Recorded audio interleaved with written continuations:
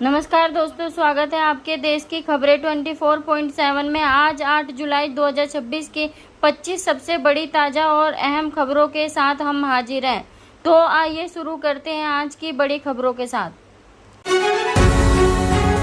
देश के कई राज्यों में लगातार हो रही भारी बारिश के कारण बाढ़ जैसे हालात बनने लगे हैं। प्रशासन ने संवेदनशील इलाकों में राहत और बचाव कार्य तेज कर दिए हैं तथा लोगों को सतर्क रहने की सलाह जारी की गई है।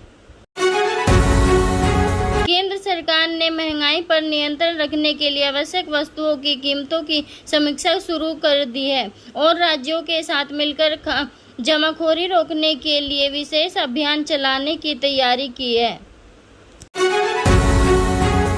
दिल्ली एनसीआर में बारिश के कारण मौसम सुहावना हुआ, लेकिन कई इलाकों में जलभराव और लंबा ट्रैफिक जाम देखने को मिला, जिससे लोगों को घंटों परेशानी का सामना करना पड़ रहा।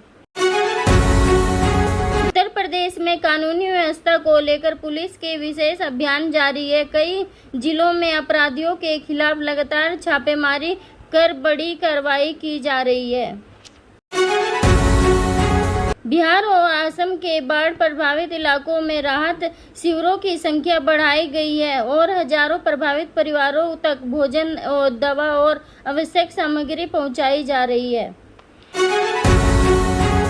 शेयर बाजार में उतार चढ़ाव के बीच निवेशकों की नजर कंपनियों के तिमाही नतीजों पर बनी हुई है, जिससे बाजार की दिशा की तय होने की उम्मीद जताई जा रही है। पेट्रोल और डीजल की कीमतों को लेकर आम लोगों की निगाहें सरकार और तेल कंपनियों के अगले फैसले पर टिकी हुई है। रेलवे ने त्योहारों और यात्रियों की बढ़ती भीड़ को देखते हुए कई विशेष ट्रेनों के संचालन की तैयारी तेज कर दी है। देश भर में साइबर ठगी के मामलों में लगातार बढ़ोतरी को देखते हुए लोगों को अनजान लिंक और फर्जी कॉल से सावधान रहने की सलाह दी गई है।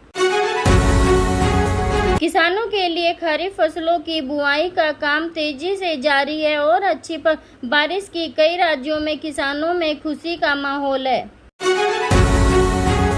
कई राज्यों में स्वास्थ्य विभाग ने वायरल बुखार और डेंगू से बचाव के लिए विशेष जागरूकता अभियान शुरू किया है।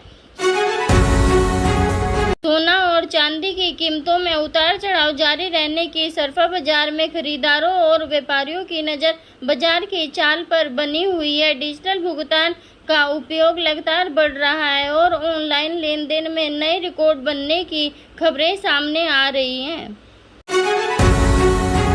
देश के कई शहरों में सड़क सुरक्षा अभियान के तहत हेलमेट और सीट बेल्ट की जांच तेज कर दी गई है तथा नियम तोड़ने वालों को पर कार्रवाई की जा रही है। युवाओं के लिए विभिन्न सरकारी विभागों में नई भर्तियों और प्रतियोगिताओं परीक्षाओं की तैयारियां तेज हो गई है। पर्यटन स्थलों पर मानसून के दौरान पर्यटकों की संख्या बढ़ने लगी है। प्रशासन ने सुरक्षा व्यवस्था को मजबूत कर दी है। देश के प्रमुख धार्मिक स्थलों पर श्रद्धालुओं की भारी भीड़ देखने को मिल रही है और सुरक्षा के विशेष इंतजाम किए गए हैं। ऑनलाइन ठगी से जुड़े नए तरीकों को लेकर विशेषज्ञों ने लोगों को बैंक खाते और ओटीपी किसी के साथ साझा न करने की सलाह दी गई है। मौसम विभाग ने आने वाले दिनों में कई राज्यों में भारी बारिश और तेज हवाओं की संभावना जताते हुए लोगों से सावधानी बरतने की अपील की है।